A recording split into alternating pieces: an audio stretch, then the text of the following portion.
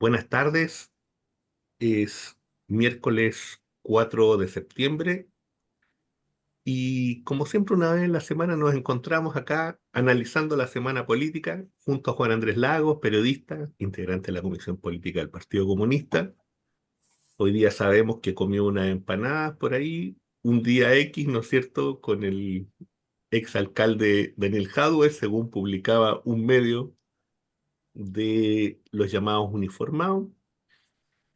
Y bueno, Juan Andrés, ¿cómo estás? ¿Qué tal, Omar? Buenas tardes, un gusto de conversar y bueno, efectivamente, estuvimos el día que salió Daniel de la injusta prisión y pudo ir a su casa, nos fuimos a ver en la noche con el presidente del partido, nuestro partido, Lautaro Carmona. Estuvimos con él un rato, eh, conversamos, compartimos, había otras compañeras y compañeros también, por supuesto, su compañera, su hija. Y Daniel estaba dentro de todo lo que significa estar en la cárcel. Yo lo sentí tranquilo, le sentí muy, muy motivado por seguir adelante con su convicción de defensa. Lo sentí muy, muy preocupado de los temas que importan y a la ciudadanía, ¿no? Lo que está ocurriendo en Chile, a propósito de salud, de pensiones, que ahora volvemos a saber en estos ratos que la derecha bloqueó en el Senado una vez más el proyecto, una vez más, y planteando poco menos que hay que revisarlo todo de nuevo. Bueno, estuvimos conversando de eso, estuvimos conversando también de los temas referidos a, a pensiones en general, lo concreto, cómo afecta salud, salario, en fin, muchos asuntos referidos a la situación de las mayorías de nuestro país y también conversamos en relación a la situación internacional. Nos contaba que él estaba ahí, trataba de leer harto. Daniel es bastante estudioso, muy, muy concentrado.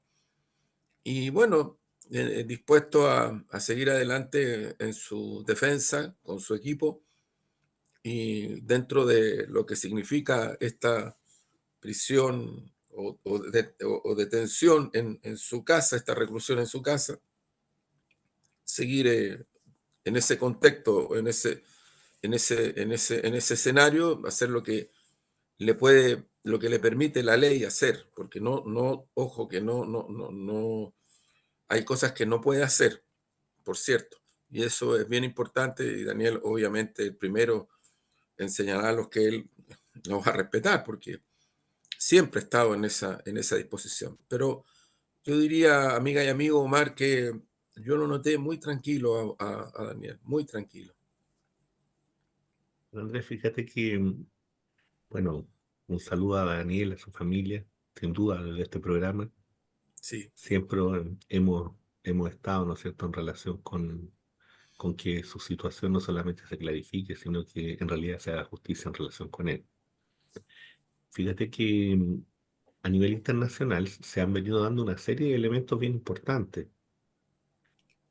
Turquía, un país, ¿no es cierto?, que pertenece o que quiere pertenecer, está en la Unión Europea, ha pedido, ¿no es cierto?, y ha solicitado plenamente el ingreso al BRICS, lo que significa, ¿no es cierto?, un terremoto desde el punto de vista político, desde el punto de vista económico y, por cierto, también a la larga, desde el punto de vista militar también. Entonces, ese es un elemento que hay que tener muy en consideración. Fíjate que en estos días también se festejan los 79 años del comienzo, ¿no es cierto?, de esta nueva era de Vietnam, a propósito, ¿no es cierto?, del triunfo sobre el ejército norteamericano, sobre la dimensión de la ocupación. Pero también en esto, en, en Israel, se está dando una situación muy particular en la Palestina, ¿no es cierto?, histórica, y que tiene que ver con estas operaciones militares ahora en el sector de Cisjordania. Y por tanto, con el intento del gobierno israelita, ¿cierto?, del Estado de Israel, del Estado de ocupación, en este caso, ¿no es cierto?, de generar una nueva Gaza y con todo lo que eso implica, incluyendo, ¿no es cierto?, situaciones internas que están sufriendo, ¿no es cierto?, a partir ya de cierta disconformidad dentro de los propios ocupantes, que se ha podido conocer más de alguna cosa en relación con eso, pero fíjate que también ahí hay una información muy relevante que es a partir de una revista británica que se llama The Lancet y que habla sobre la posibilidad, ¿no es cierto?, de que a propósito de la muerte lenta, fíjate que para el pueblo palestino las víctimas son más de 160.000, 186.000 víctimas, hablan ellos. Un porcentaje importante producto de la guerra y producto de toda la situación, ¿no es cierto?, de la operación militar que está ejerciendo el ejército israelita y otro tanto, ¿no es cierto?, por lo que eso trae consigo, cortes de agua, cortes de luz, situaciones, ¿no es cierto?, desde el punto de vista de no atención hospitalaria, en definitiva, ¿no es cierto?, una catástrofe humanitaria de proporciones. Ojo que es un medio inglés. También en estos días hay una preocupación profunda, ¿no es cierto?, que se da en Europa a propósito, ¿no es cierto?, del ataque de la Federación Rusa en Poltava, donde para la información que llega acá se habla de 51 muertos, se habla de un espacio, ¿no es cierto?, de formación militar en el área de telecomunicaciones, eh, desde el punto de vista de los rusos, pero también de algunos medios de información que son opositores. En Ucrania se habla de más de 500 muertos. Se habla de una verdadera catástrofe. Y dentro de esos muertos, bastantes, ¿no es cierto?, instructores de la OTAN, entre ellos suecos, lituanos, de otros países. Y esa es la situación, ¿no es cierto?, que ha generado esta preocupación por parte de la OTAN. Esos elementos yo te diría que están sobre la mesa, en lo que se está en discusión, dentro de otros, ¿no?, que después podemos ir conversando, Juan Andrés. Sí, sí, Omar, yo creo que lo de Gaza, lo de pueblo palestino, sigue siendo una demostración, lo decíamos el otro día, de la incapacidad terrible, dramática, lamentable del sistema internacional, del derecho internacional, de Naciones Unidas, para detener el genocidio más terrible que ha vivido la humanidad desde la Segunda Guerra Mundial hacia adelante. Obviamente también ahí hay que incorporar un hecho que es posterior a la situación de guerra, que es el lanzamiento de las bombas atómicas por parte de Estados Unidos a Japón, ¿no? Asunto que se resignifica a partir de lo que está ocurriendo en estos días en el mundo y particularmente en Palestina, en Gaza. Eh, yo insisto en un punto, Omar, yo creo que es dramático. Primero es dramático, o sea, los estándares de humanidad que el capitalismo salvaje, la globalización capitalista y el fin de la historia y un montón de cosas más trataron de instalar para justificar guerras de intervención como en Siria, Libia, Oriente Medio, también en nuestra región, se desploman dramáticamente a partir de este plan de este plan, no plan, sino que esta ejecución de genocidio, que como hemos dicho otras veces es la OTAN, o sea, es la Unión Europea, eh, y también es Estados Unidos, que es un parlamento que, como hemos comentado, aplaudió de pie cuando fue la última vez Estados Unidos Netanyahu, de pie, con algunas excepciones, pero el resto todos se pararon a aplaudir. O sea, el gobierno norteamericano está involucrado totalmente en este genocidio, totalmente. O sea, yo creo que la acusación de crimen de lesa humanidad corresponde al gobierno norteamericano en primer lugar, incluso antes de Israel. ¿Por qué? Porque el crimen de la humanidad no solo lo avala, no solo lo patrocina, sino que lo impulsa con aviones, con portaaviones, con asesores, con gente que está metida ahí sin el uniforme del ejército norteamericano, pero están metidos ahí. Lo mismo pasa ha ocurrido un hecho que se trata de mostrar así como, el presidente Putin ha visitado, si no me equivoco, Mongolia, Sí, y, exactamente. y poco menos que esperaban que el gobierno de Mongolia lo detuviera, ¿no? Porque Mongolia es parte del sistema internacional y suscribió, si yo no me equivoco, una, una, una carta referida a la aplicación a personas que unilateralmente Unión Europea considera que han transgredido el derecho internacional y deben ser detenidas. A través de la Corte Eh, Penal Internacional. Corte Penal Internacional. Bueno, Mongolia no hizo esa cosa, al contrario, lo recibió como un gobernante de buena amistad, de muy buena amistad con Mongolia. Por lo tanto, al imperialismo yanqui y a la OTAN se le están cayendo a pedazos muchas cosas que antes eran cuestiones que imponían sobre la base de la fuerza, porque también hay que decir, cuando Estados Unidos invadió Irak o atacó Siria, hubieron pronunciamientos de Naciones Unidas y simplemente Estados Unidos no los consideró. Si Estados Unidos es una dictadura planetaria, eso es un imperialismo con características de dictadura imperial.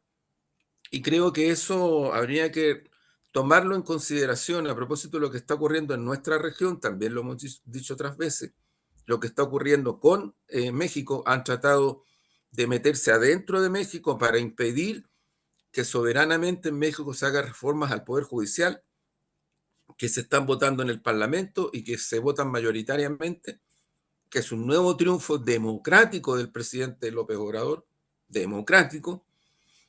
También se trataron de meter con la misma monserga, que ellos dictan qué es lo que es democrático o qué es lo que no es democrático y quién es democrático, quién no es democrático. La unilateralidad es brutal por parte de Estados Unidos.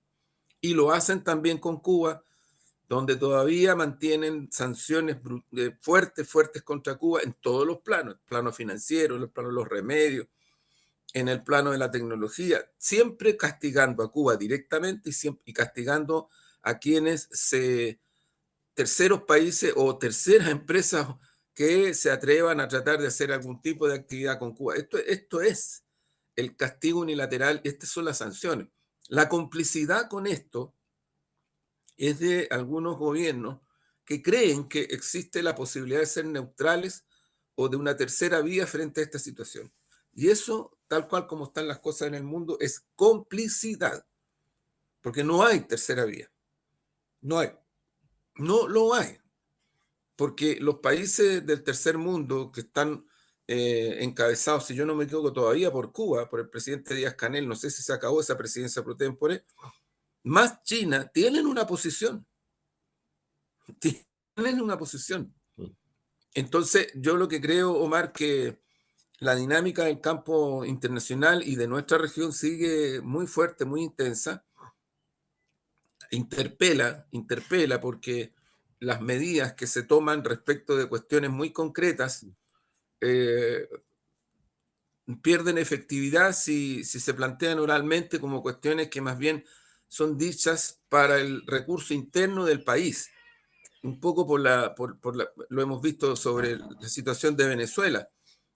Venezuela en Chile se usa y se abusa para cuestionar a determinados sectores, pero no para tomar una posición que pueda ayudar. De hecho, en estas horas están conversando, si no me equivoco, los presidentes de México, de Colombia y de Brasil, y creo que los tres gobiernos, de una u otra manera, porque no tienen la misma posición, están buscando generar un clima de ayuda a la situación que vive Venezuela, pero sobre la base, los tres, lo podemos decir considerando lo que han declarado, sobre la base de la soberanía de Venezuela, que es algo que es súper importante instalarlo como un hecho y como un precedente en todos los planos. Yo creo que la situación mundial sigue estando caracterizada por el derrotero fatal que está sufriendo Ucrania, alineada con la Unión Europea, alineada con Estados Unidos, que lo hemos dicho otras veces, incluso está, yo diría, atentando en contra de cuestiones tan básicas como la existencia ya no del Partido Comunista en Ucrania. Que ojo, amigas y amigos, compañeras y compañeros del Partido Comunista y de la Juventud Comunista, a nosotros nos atacan en Ucrania. Han matado comunistas, han habido crímenes masivos de comunistas. no es un invento de Putin. Putin no es comunista. Yo estoy hablando del Partido Comunista de Ucrania. De eso estoy hablando. Y lo que está ocurriendo en estos días también con las iglesias cristianas, que el propio Papa Francisco ha alertado de que estos ataques, estos intentos de cerrar iglesias cristianas que no necesariamente son la católica, el Papa también lo ha condenado con mucha dureza. Entonces, a eso se suma el hecho de que en las últimas horas, tal como tú lo señalas, Omar, eh, las fuerzas militares rusas siguen avanzando y se está produciendo un descalabro de las fuerzas militares ucranianas con esta característica, o sea, con mercenarios, con militares que vienen de la OTAN, que vienen de Estados Unidos, eso es. Yo, francamente, no sé, o sea, si a alguien se le ocurre que eso, lo que hace la OTAN y lo que hace Estados Unidos es para abrirle camino a la paz, sinceramente creo que ya la lógica de la bandera de la paz no está en Ucrania, no está en la OTAN, no está en Estados Unidos. Hace rato que ya quedó demostrado que ni Estados Unidos, ni la OTAN, ni el gobierno de Zelensky están buscando un camino para la paz. Eso es lo terrible, porque la situación de guerra crece, se mantiene, se incrementa incluso, y no se ve que el gobierno de Zelensky, ni la OTAN, ni Estados Unidos busquen algún camino de paz. Lo mismo ocurre en el Oriente Medio con Palestina y con Gaza. Estados Unidos no está comprometido realmente con un camino para abrir un proceso de paz. Mientras Israel sigue masacrando niñas, niños, mujeres, viejos, en fin, o sea, ahí la masacre es generalizada y no se saca nada con negarla o con omitirse, porque existe, es real. Fíjate, Juan Andrés, que frente a lo que tú estás planteando, eh, solamente en el ámbito de poder complementar, ¿cierto? Hay una entrevista al general Aludinov que salió en la agencia TASS, donde él plantea, un general ruso, ¿no? Él plantea, ¿no es cierto?, el tema del error estratégico eh, del ingreso a Kursk, de la pérdida, ¿no es cierto?, inmensa de no solamente de material, sino que de vida humana en esa región, que es una región rusa, por cierto, ubicada hacia el sector norte. Entonces, eso por un lado. Fíjate que también a propósito, en el contexto de estos ataques bastante intensivos eh, por parte del ejército de la Federación Rusa, se produce, ¿no es cierto?, un proceso de reorganización, llamémoslo así, del gobierno del señor Zelensky, un gobierno que, por cierto, hoy día es de facto, porque cuando tenía que haber hecho elecciones no las hizo. Y en realidad los partidarios de su gobierno y quienes están con él, ¿no es cierto?, han rechazado toda posibilidad de llevar a cabo un proceso eleccionario. Por tanto, se trata de una supuesta democracia que se defiende, ¿cierto?, que se basa en la exclusión de los partidos opositores. Ahora, como bien tú lo dices, ¿no es cierto?, en la exclusión también, ¿no es cierto?, de corrientes religiosas muy antiguas, casi milenarias, como en la corriente ortodoxa, cristiana, de las que sobrevivió, por cierto, ¿no es cierto?, a la caída del Imperio Romano, y que trae consigo, ¿no es cierto?, el desarrollo y salva, en cierta manera, el concepto que nosotros venimos conociendo después, que se conoce como cristiandad. Es como si acá en Chile a alguien se le ocurriera venir y decir, ¿sabes qué? Vamos a crear la Iglesia Nacional Católica que se separe, ¿no es cierto?, del papado romano y vamos a perseguir a todos los que crean, ¿no es cierto?, que el catolicismo tiene que ver, ¿no es cierto?, o tiene alguna cercanía con Roma. Eso sería, eso es lo que se está haciendo hoy día en Ucrania, y entonces los demócratas de diversos lugares del mundo, los amigos del jardín, hoy día guardan silencio frente a eso. Fíjate que en ese mismo plano, o más para América Latina, se ha conocido también y se revela, ¿no es cierto?, la cercanía fíjate, de una fiscal ecuatoriana con el gobierno norteamericano, en relación con las elecciones que hubo hace un poco tiempo atrás en Ecuador, de cómo a través de WhatsApp, plataforma hoy día de la que se habla mucho, ¿no es cierto? Fíjate que se da cuenta de que esta persona, ¿no es cierto?, se habría prestado para venir y decir, ¿no es cierto?, que el asesinato de uno de los candidatos que cambió la estructura de las elecciones ahí habría sido, ¿no es cierto?, con un supuesto apoyo de los seguidores del presidente Correa y por tanto de ese partido. Y esa es una situación tremendamente grave porque habla, ¿no es cierto?, de la intervención desde el punto de vista judicial por parte, ¿no es cierto?, de un gobierno externo para influenciar en la justicia de los países y por tanto de dañar su soberanía. Omar, esto yo creo que lo hemos conversado otras veces. Esta es la misma política de otra forma, pero es la misma política norteamericana en Oriente Medio, en África, donde también se sigue metiendo, a pesar de que los gobiernos africanos ya de una manera mucho más generalizada están repudiando la intervención norteamericana y de la OTAN y de la Unión Europea en África. Es lo mismo, no es distinto. Ahora, es peor incluso, porque nosotros somos el patio trasero de Estados Unidos, el imperialismo norteamericano. En estas horas están tratando de meterse en México. El presidente López Obrador, incluso el canciller mexicano, ha expresado un rechazo abierto y público a esa intervención, esa injerencia. Pero lo están haciendo, como tú decías, en Ecuador y lo están haciendo en Honduras, donde están tratando de crear una situación para que se justifique un golpe de Estado en contra de la presidenta democráticamente electa, de izquierda, una persona progresista, que tiene una larga trayectoria como luchadora social, ¿no? Es bien importante la presidenta Xiomara, y están haciendo eso, están desestabilizando. Y aquí viene la generala junto con otro general, ahora vinieron dos, ¿no es cierto? Y vienen a dictar Ujú. cátedra. Ojo, no, ya el hecho de que vengan a tratar de meterse en relación al tema de las Fuerzas Armadas de Chile nos rompe, nos daña y nos transgrede la soberanía, primero. Pero segundo, tan importante como eso, ellos hacen pronunciamientos respecto al litio, respecto del hidrocarburo, respecto de los adversarios de Estados Unidos en la región, los nombran China y Rusia.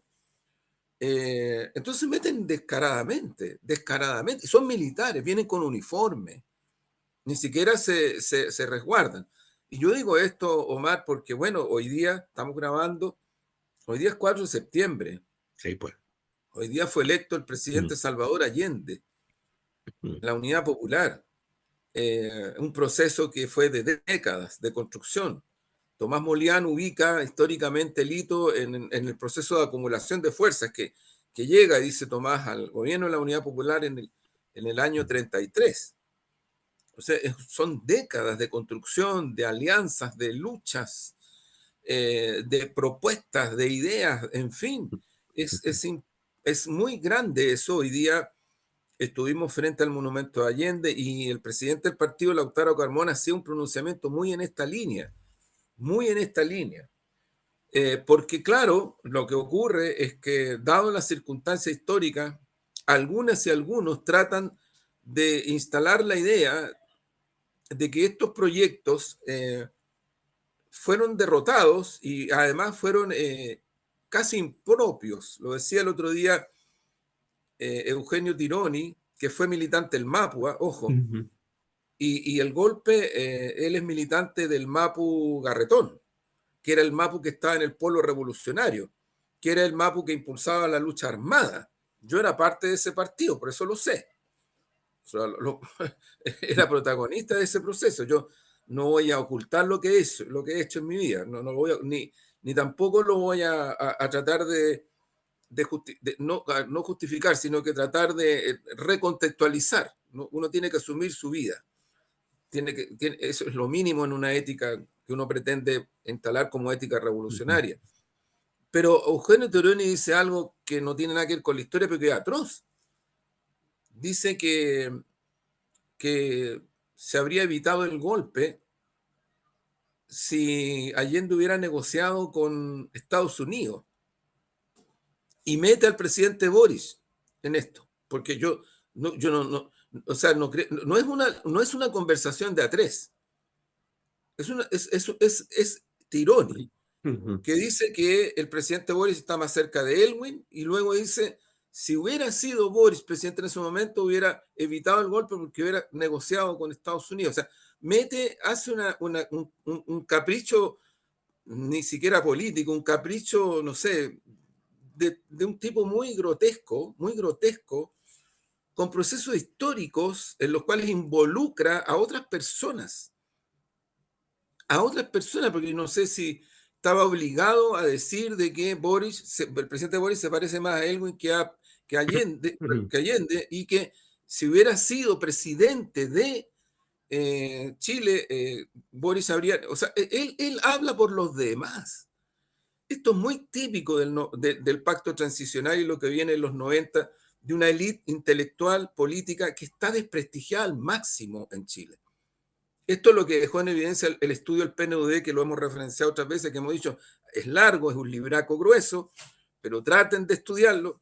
Estas son las cosas que tienen cabreada mayoritariamente a la ciudadanía, incluso aquella ciudadanía que no tiene una vinculación política, que no es necesariamente de izquierda, la tienen agotada, porque el nivel de intento hegemónico de este pseudo intelectualidad noventera, del pacto transicional, de instalarnos, por ejemplo, temas como la reconciliación, ¿no? Y de justificar de que había que no solo conversar, sino que había que abuenarse con el dictador Pinochet, porque eso era, porque es un gobierno de la concertación el que va a buscar a Pinochet a Gran Bretaña cuando un tribunal judicial, un tribunal internacional lo busca procesar, es el gobierno de Chile el que interviene para traerlo de vuelta al país.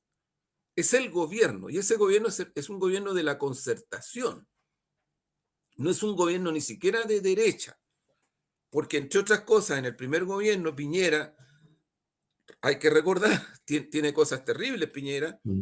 pero también dijo cómplices pasivos, y Piñera se refería a su sector, a la derecha, los señaló como cómplices pasivos de las violaciones a los derechos humanos. Obviamente que a la derecha eso no le gustó. Yo me recuerdo que Piñera junto con Espina estaban, son datos de la realidad, estaban, porque yo estaba ahí, los vi, cuando a comienzos de los finales de los 70, comienzos de los 80, Pinochet inventa un plebiscito para instalar la actual constitución, que fue un plebiscito que fue rechazado por la conferencia episcopal, por los organismos internacionales, por las fuerzas de izquierda, por los organismos defensores de los derechos humanos, por el pueblo chileno, pero el tipo lo impuso y amenazó. Entonces, el que no iba a votar y quedaba, no había internet ni nada de eso, pero quedaba totalmente registrado. Fue una amenaza. Bueno, Frei Montalva, Eduardo Frei Montalva, en un histórico discurso en el Teatro Caupolicán, yo estaba ahí, habla de que la dictadura buscaba la paz de los cementerios. Esto lo dice, frase textual, la paz de los cementerios. Y luego plantea de que para resolver la situación que se había creado en Chile con el golpe y con la dictadura terrorista, con las hambrunas que estaban cursando en Chile, porque eran hambrunas generalizadas, de la cual poco hablamos en Chile, pero había hambruna, eh, no solamente las trabajadoras y trabajadores, cesantes, familias enteras, académicos que andaban vendiendo queso y golpeaban la puerta de las casas, que habían sido expulsados, exonerados de las universidades. Aquí pasaron cosas muy atroces, mucho más atroces de lo que yo estoy diciendo, mucho más atroces. Pero hablamos poco. Claro, el pacto transicional ocultó estas realidades que vivimos.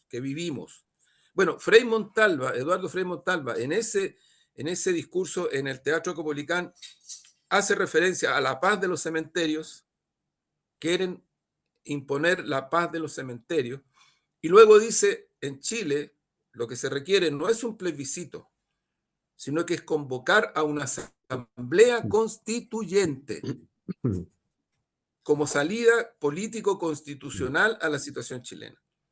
Y yo creo que esas dos cosas a Eduardo Frei Montalva le costaron la vida. Y en ese acto estaba Piñera y estaba Espina. Esa es la historia de este país, ¿no? Yo digo esto, Omar, porque lo que está ocurriendo hoy, a propósito del 4 de septiembre, también nos lleva necesariamente a algo decir respecto del primer plebiscito que fue rechazado mayoritariamente por la ciudadanía en Chile, mayoritariamente. Sí. Y aquí yo, permíteme, Omar, quiero plantear algunas cositas que me parece que son siempre, muy importantes. Primero, aquí en Chile el tema de la nueva constitución se abrió porque millones y millones y millones de personas salieron a las calles en lo que se denomina el estallido social, la rebelión popular, que de una manera despreciativa, de una manera descalificadora, de una manera elitista. No se habla del octubrismo, despreciativa, una cosa terrible, terrible, con Ujú. mucha, hasta con cierto rencor de la élite. Vuelvo a esta élite, esta que describe el PNUD y que es real, yo no la invento, es una élite. Bueno, esas multitudes, que ya el 2011 eran muchas, pero ya en el estallido, esto venía gente de distintos países del mundo a ver esto. Un país a proporción de habitantes donde prácticamente la mayoría de su ciudadanía salió a la calle, y no por una semana, sino que por 2, por 3, por 4. Y no eran solo jóvenes, eran familias, eran personas de la tercera edad, era el pueblo chileno, la ciudadanía en las calles. Y no solamente en la Plaza de la Dignidad, también en San Bernardo, también en Puente Alto, también en Maipú, también en las ciudades y en las plazas de distintas zonas del país. Eso fue lo que generó una situación que obligó a plantearse un camino que fue el camino hacia una nueva constitución. Eso fue, que obviamente tenía que ver con las grandes demandas como pensiones, como salud, como trabajo, como salario, cuestiones básicas, básicas, como seguridad, porque ya en ese momento estaba el tema de vivir tranquilo sin el crimen organizado, el narcotráfico y todo esto. Bueno, una de las personas que podía ir a la Plaza de la Dignidad sin ser rechazada, porque hubo algunas y algunos que intentaron ir y se dieron cuenta que eran rechazados y Ujú. se tuvieron que ir. Y se tuvieron que ir nomás, así de simple. Bueno, una de las personas que era recibida, recepcionada, fue Daniel Jaude. Una de las personas, las pocas personas, porque no eran muchas. Bueno, luego ocurrió que vino el plebiscito. Ese plebiscito se hace bajo pandemia. Ese plebiscito con voto obligatorio derivó en que la tendencia a la baja que tenía Chile en términos de votación se reconvirtió. Éramos el país hasta ese momento donde menos gente votaba en el continente. Entonces nosotros alegamos contra Venezuela, contra Cuba y no sé contra quién más, porque las elecciones, si allá tienen elecciones y votan entre el 60 y 70% de la gente, y además votan desde los 16 años. Son un poquito más democráticas las elecciones que aquí. Aquí estábamos bajo el 40. Así un universo. Bueno, ahí se vuelca la tendencia y mayoritariamente el plebiscito da afirmativo para que la gente decidió que sí quería una nueva constitución. Y ahí parte el proceso. Y ahí viene un segundo plebiscito, perdón, ahí viene la elección de constituyentes, ¿tú te recuerdas? En Sí. la elección principal, la elección de constituyentes. Y en esa elección de constituyentes, el resultado, ¿el qué es? Ahora yo digo, el desprecio hacia la lista del pueblo, el desprecio a los contenidos de ese proyecto es total, es total. O sea, la élite está rabiosa descargándose contra eso. Bueno, pero viene el plebiscito y se rechaza. ¿Qué pasó ahí? Lo que pasó ahí simplemente fue que una ciudadanía mayoritariamente sobre el 60% no estuvo de acuerdo con los contenidos de ese proyecto por varias razones. Una, porque yo creo que la campaña en contra de ese proyecto, su distorsión fue brutal a través de los medios hegemónicos, descargaron todo, la élite también se descargó entera, pero también hubo errores garrafales de nuestro sector, pero garrafales, garrafales. La ciudadanía asoció una política pública que no enfrentaba los grandes problemas sociales que ya en ese momento venían de Mm. antes y tenía Chile con nuestro gobierno.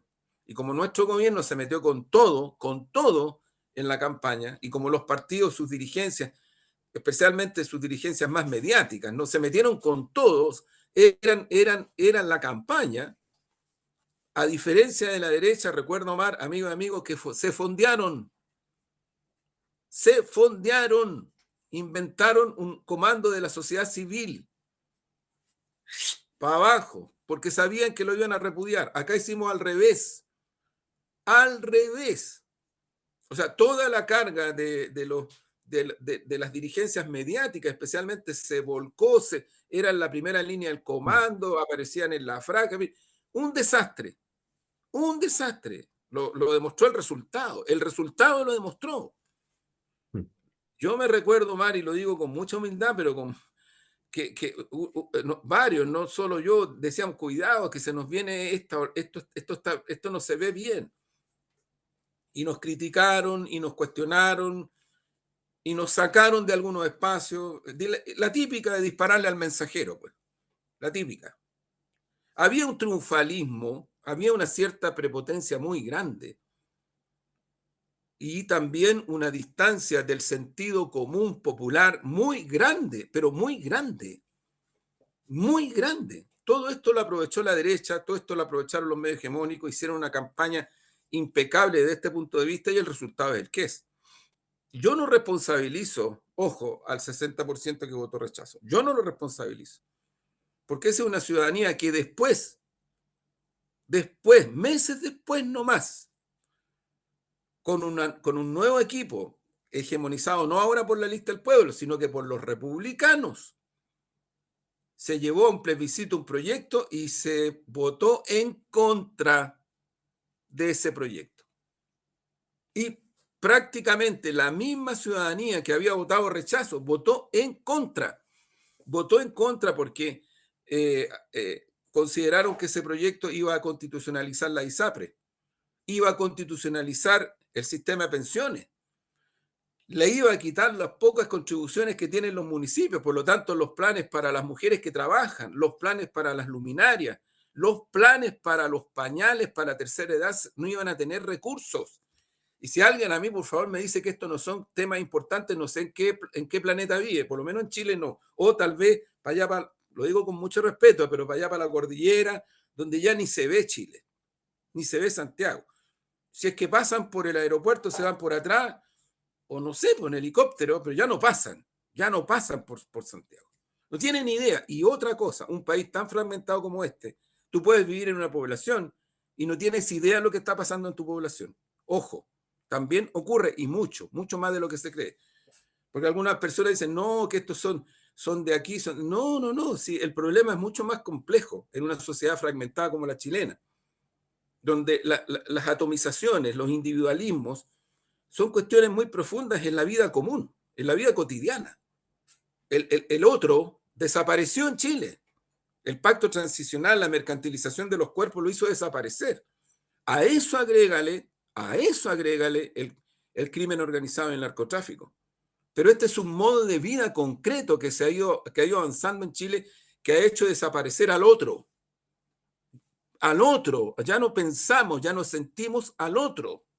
Es una cuestión que está en las familias, está en los barrios, está en los sindicatos, está en todos lados. Es una cuestión muy fuerte. Bueno, todo eso explica también por qué la gente votó rechazo y por qué votó en contra.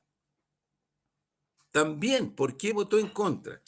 Y ahí cierro, Mar, yo creo que no sé si lo dije el otro día, recibimos un premio, el comando del en contra, que lo da ni más ni menos que la Academia de Ciencias y Artes de Washington, que da un premio anual y que en esta ocasión se lo dio a la mejor campaña a nivel mundial política, que fue la del en contra. En esa campaña yo fui parte del comando estratégico y coordinador territorial, pero éramos decenas los que nos sacamos la cresta trabajando de lunes a domingo, la cresta. Y resultó, y quiero decir que las dirigencias de los partidos se la jugaron súper.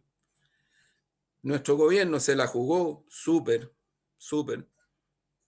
Y yo me quedé con la idea, Omar, de que esa tremenda experiencia de un año, dos plebiscitos, iba a ser cambiar muchas cosas.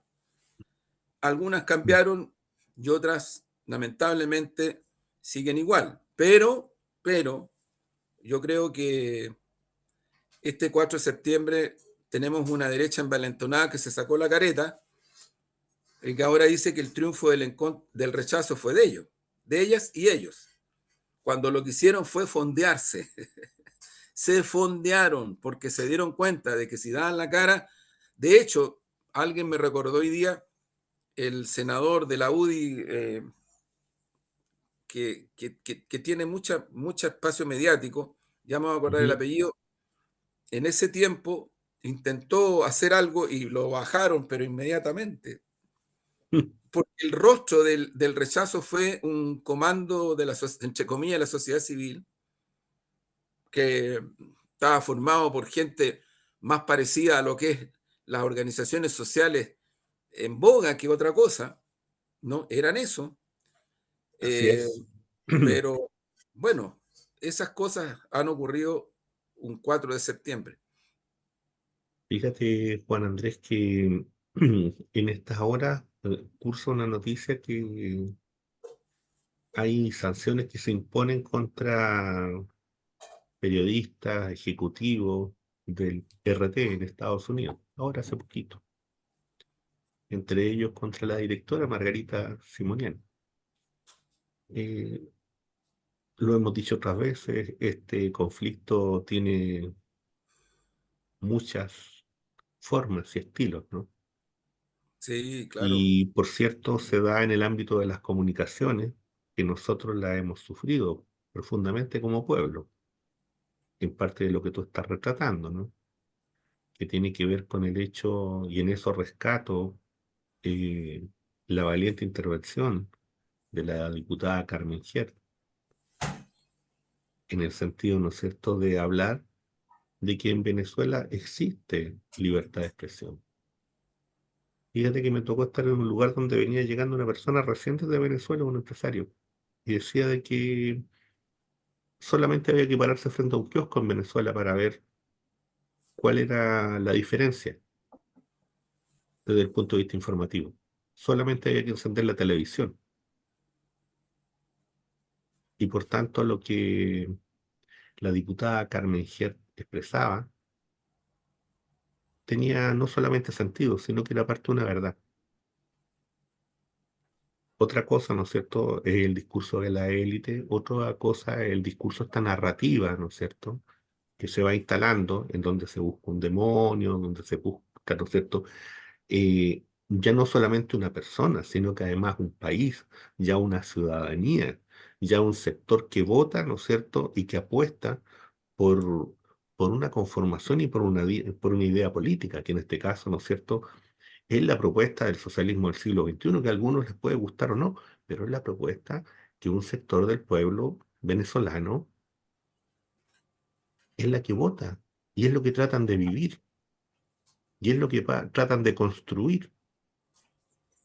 Entonces, en la medida en que eso no se entiende, en la medida en que eso se descalifica, entonces se entra en una relación colonial. Y fíjense que las relaciones coloniales tienen diversas formas.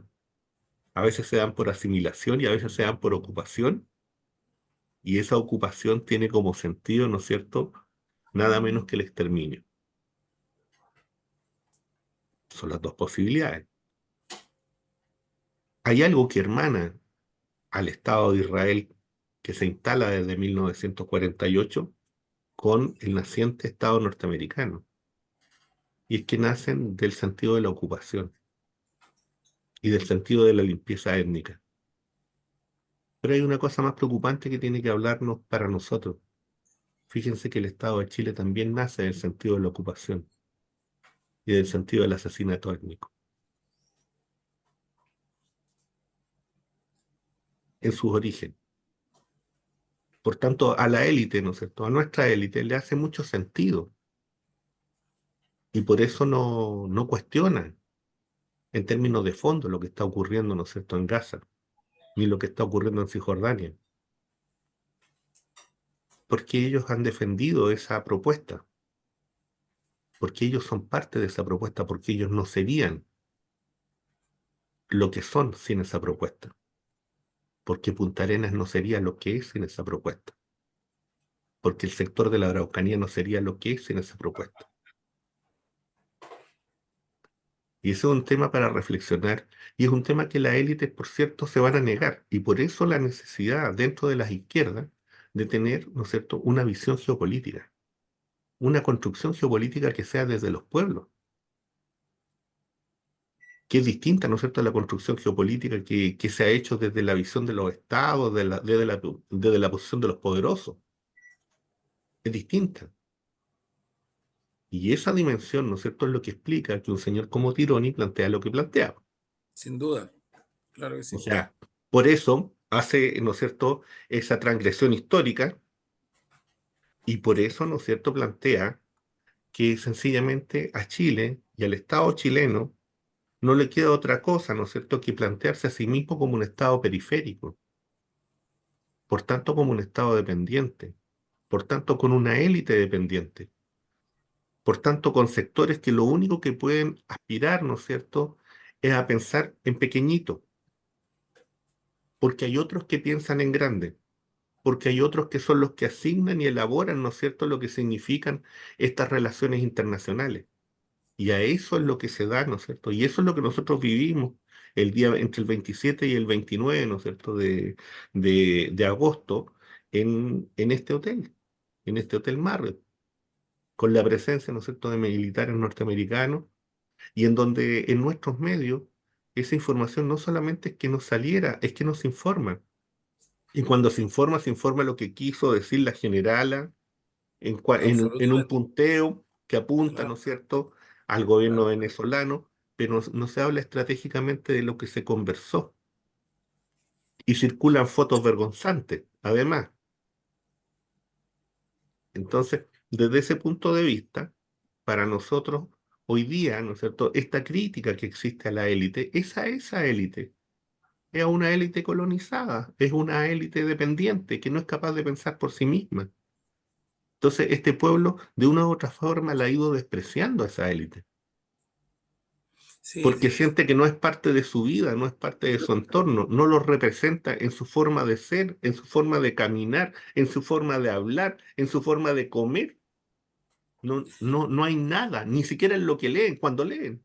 yo ¿Y qué creo, leen? yo, cre- yo creo, Omar, que y a propósito de que estamos en Ujú. los tiempos, pero un tema que, mira, el nivel de, yo diría, de sentido de crítica, de sentido de crisis que genera esta situación de el llamado caso Luis Hermosilla, Sí, pues, eso es.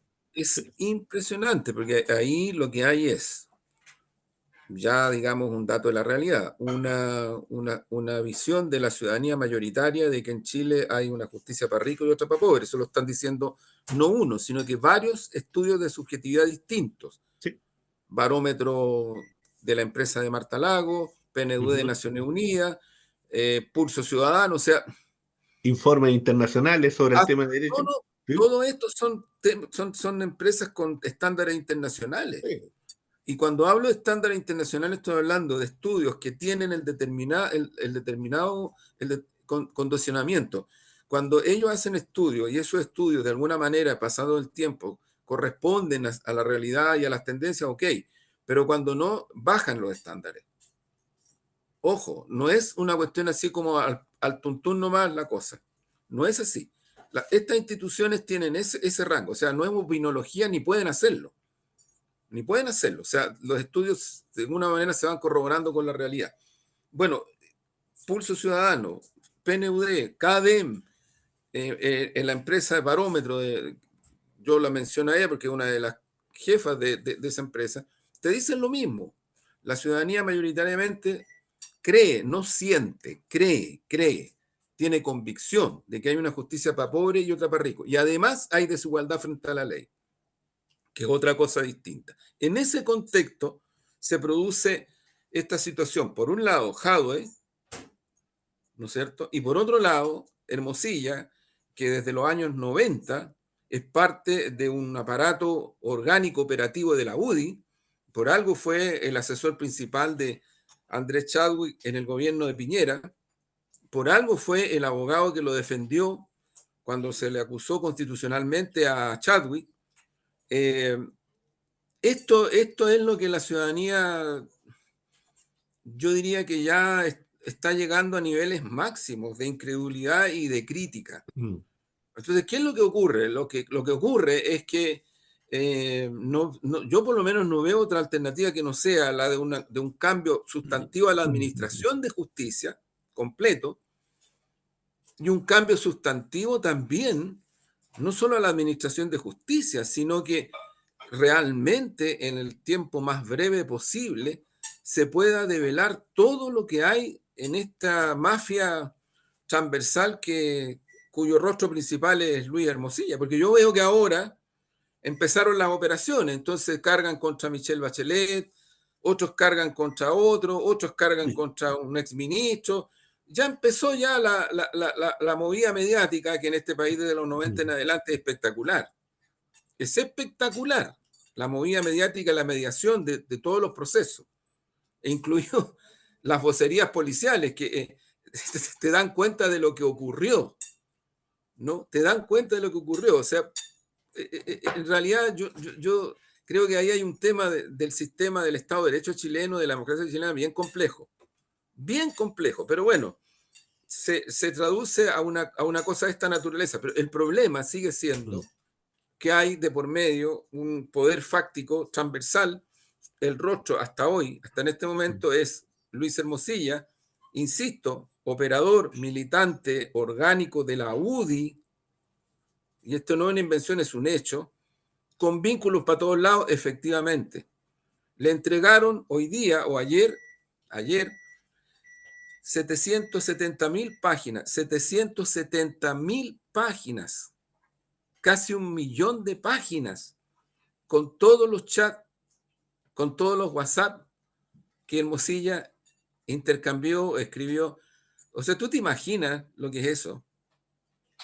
O sea, ahí hay una situación que impacta y que va a seguir impactando y que yo creo que el único camino que queda en Chile es que eso se sepa mm, totalmente y que no empiecen las defensas, las corporativas o lo que sea, porque no sirven de nada, porque esta élite que tiende a autodefenderse, a ser autorreferente, cuando se ve involucrada en estas cosas, lo que busca es una salida, que mm, habitualmente lo que produce es un desencanto mayor de la ciudadanía.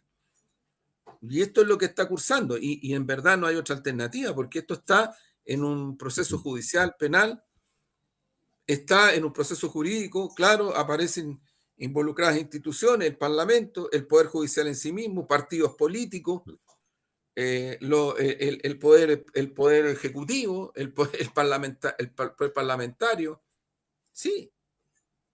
Entonces se te empieza a llenar de cosas, se te empieza a llenar de antecedentes, mientras la investigación judicial cursa.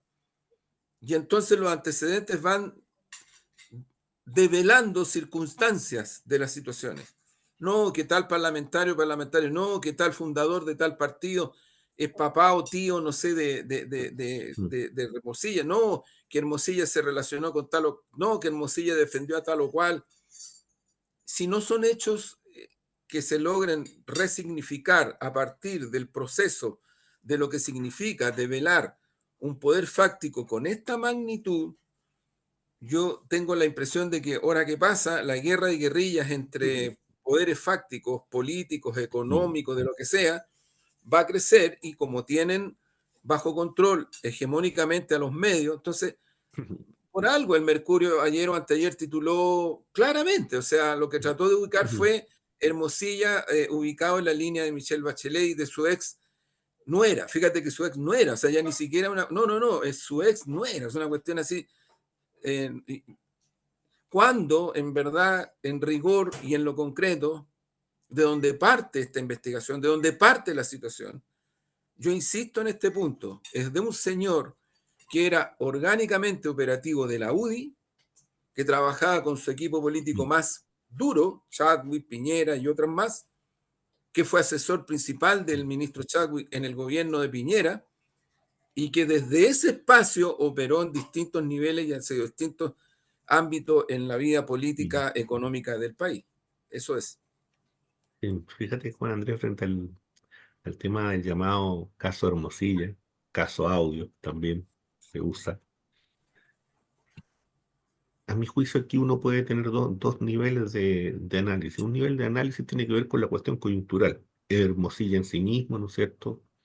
Los audios y toda la reverberación que trae consigo, ¿no es cierto?, cada una de esas filtraciones, que además son filtraciones antojadizas de acuerdo al medio, y en donde como un sentido de operación mediática van a ir ocupando, ¿no es cierto?, ese tipo de filtraciones para ir cansando a la ciudadanía. Y en ese cansancio, ¿no es cierto?, para que se olvide el elemento central. ¿Cuál es el elemento, a mi juicio, central? Y ahí está el análisis del tiempo presente por sobre el análisis coyuntural. El análisis del tiempo presente es que, ¿qué es lo que representa? ¿Qué es lo que simboliza Hermosilla?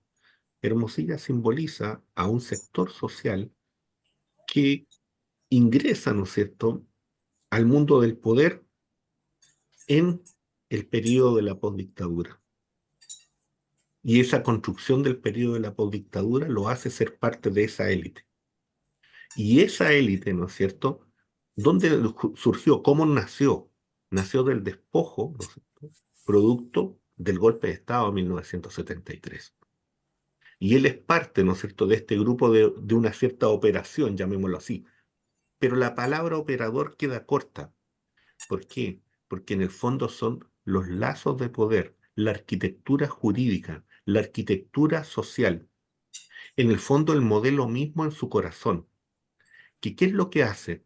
De que todas las dependencias del Estado que debiera actuar como un tercero imparcial, funciona, ¿no es cierto?, como un espacio colonizado del mundo económico, ¿no es cierto?, y de los grandes poderes. Eso es Hermosilla. Entonces, si nosotros no entendemos esa función que él cumple junto a otros, porque no es único, ni es él en sí mismo, son varios, y que seguramente muchos de esos nombres se van a ocultar, y muchos de esos nombres no van a estar ahí por razones obvias, porque lo que está aquí claro, ¿no es cierto?, es que aquí hay un modelo de forma de accionar, de ver, ¿no es cierto?, la dimensión del poder y de ver la relación con el Estado y con la ciudadanía por parte de estas élites. Eso es lo que hoy día está en juego y eso es lo que hoy día inquieta. Y eso es lo que hoy día se quiere ocultar. Eso es lo que hoy día, ¿no es cierto?, se coloca como parte anecdótica. Entonces lo anecdótico es el hecho de ser operador. Entonces lo anecdótico es el hecho de que si esos audios, ¿no es cierto?, van a ser filtrados o no, van a ser conocidos por la ciudadanía o no. Y si van a ser conocidos solamente en cierto ámbito, ¿no es cierto?, por cierto sector del poder judicial o del poder político, porque resulta que hay que hacer control de daño, como lo que planteó el abogado respetable, abogado Couso. No sé, ahora en este momento las casi, casi ¿Sí? 700 y tantas mil páginas fueron entregadas a la defensa de Hermosilla. Mm, Están en sus claro, manos, están en las claro. manos de Juan Pablo Hermosilla. Ahora, Y ya están saliendo ujú, informaciones de cómo Luis Hermosilla le entregaba información a La Tercera y a otros, a Exantes, creo, a otros medios, a ujú, propósito de procesos judiciales. Ya empezó a salir, incluso con nombres de periodistas, empezó a salir eso ya como información. Pero bueno, claro. Entonces, tenemos, entonces, entonces estamos en eso, estamos en el digamos, fondo asistiendo, ¿no es cierto?, a esta dimensión de cómo opera, en el fondo, una forma y un estilo de poder, y sí, cómo la sí. ciudadanía está completamente ausente, lejana, ¿no es cierto?, y es vista, ¿no es cierto?, desde una perspectiva con cierto desdén, ni siquiera con desprecio. Ahora, Es un yo desprecio a creo, la Omar, ciudadanía. solo para ir cerrando, yo creo que la Ujú. ciudadanía está muy atenta a esto y sabe más de lo que se crea. Ojo. Sí. Ojo, porque si no, no Mm, saldrían los diagnósticos que están ujú. saliendo en PNUD, en Pulso Ciudadano, en el Barómetro, no saldrían. sí, sí, O sea, hay una ciudadanía que se le desprecia, que se le mira para abajo, y yo creo que hay que tener cuidado con eso, porque no es así. Ahora, sí. distinto es que en una sociedad como esta, esa ciudadanía, ¿cómo se expresa? Salvo que le ponen un micrófono, una cuñita en algún canal para que diga algo respecto al 18, qué sé yo, pero ¿cómo se expresa? Si el sistema de participativo chileno es muy precario, es muy precario. Bueno, hay poemas, Sí, por hay supuesto. poemas, Hay un poema cortito en la ya, logia del haiku que he hablado otras veces, sí, a propósito del tema, ¿no es cierto?, del terrible tema de la guerra. Porque nosotros ya, hemos tratado el tema de la guerra sí, esencialmente no porque nosotros seamos fanáticos de la guerra, sino que porque no, es lo que existe, ¿no? dramáticamente, es un hecho real, Dramáticamente sí, es lo que existe. Humo, silencio, solo ruinas y fuego. El sol bosteza. Repito, humo, silencio, solo ruinas y fuego. El sol bosteza. súper. Un saludo cariñoso a cada uno de Saludos, ustedes, a los gracias que ven este programa, a los que nos siguen. por la reflexión estética, Omar, muchas gracias. Un saludo también a Elvira Hernández, Premio Nacional de Literatura, Es muy poeta. bien, muy bueno. Eso es. Que estén muy bien. Chao, chao. Un abrazo, chao, chao, chao.